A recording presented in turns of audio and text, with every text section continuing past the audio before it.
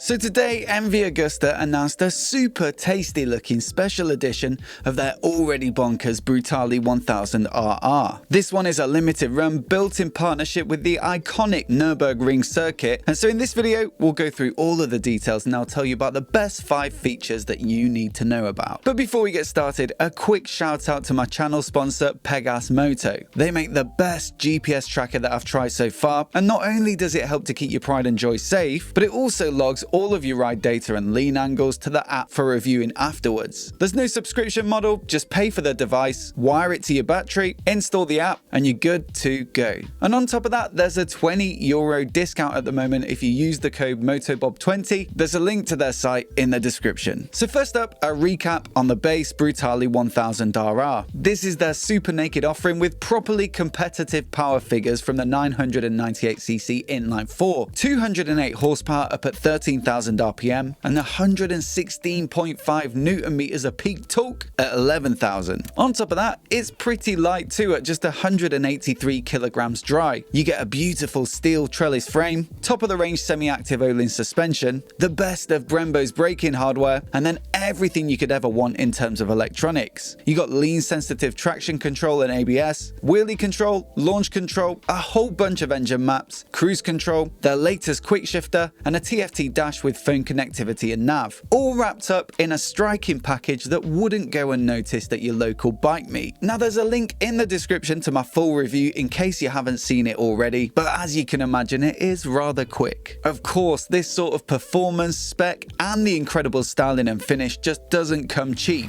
£27,500 to be precise. But if that isn't quite exclusive enough for you, then luckily they've come up with this special edition. Now I'm sure most of you are already familiar with the Nürburgring, but in the press release, MV describe it as a legendary temple of speed in the midst of blind brows and corners of whatever radius and difficulty spread over 20 kilometers. Basically, it's super long and has a bunch of weird corners, and so you'd probably appreciate a bike that turns well. In order to achieve this, MV have sought to reduce weight, and one of the best places to do that is at the wheel. Not only does it reduce unsprung mass, which helps to improve suspension response, but the reduction in inertia will have a slight effect on acceleration, braking, and changing direction. So here we have it, some ridiculously good looking carbon wheels developed in close collaboration with carbon wheel specialist BST. Is that a K-pop group?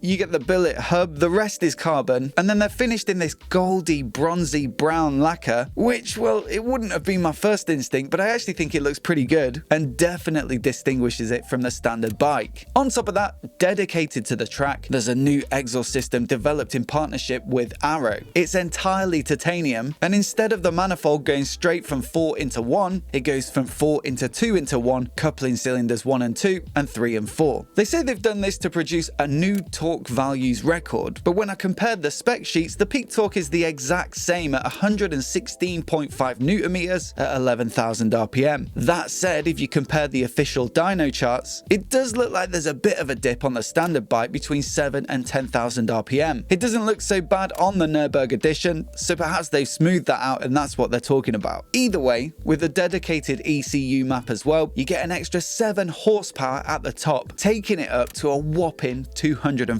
peak. Now that's probably because it's so free-flowing without the catalyzer and with that tiny single silencer. On top of that, it knocks off 6 kilograms, which is a massive saving, and takes dry weight down from 183 kilograms to 177. Now the Brutale 1000RR was already dripping in carbon with engine covers, body panels, and some super cool looking winglets, but this version has still more with a new winglet finisher shrouding the top edge of the headlight. They do say it's for aerodynamic purposes, working with the other aero elements to increase downforce on the front end at speed, but really the value is in the bling, especially with the passenger seat cover and the carbon exhaust heat shield that come as part of the racing kit. Now the paint job is specific to this model as well. The standard RR comes in either fire red or aviation grey with some fluorescent yellow highlights, but this Nürburgring edition gets a silver base with red accents and graphics. There are some extra little racing stickers on the winglets. I really like the big MV logo cut out to reveal the carbon underneath, and on the right hand air intake you also get a Nürburgring edition plate with the edition number there for all to see. So the price?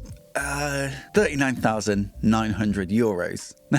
That's about €7,500 more than the stock Brutale 1000RR. Worth it? Well, those wheels are pretty slick and the finish does look incredible, but really it's got to be more about the fact that just 150 will be made, and of course the Nürburgring has a cult following, as does MV, so it'd be no surprise if they're all gone pretty quickly. Still, at the moment, somewhat out of budget for MOTOBOB Limited, but if you guys keep subscribing and watching the videos, then it's only a matter of time. Let me know what you think of it down in the comments below, and if you're new here, please do hit subscribe, and I'll catch you in the next one.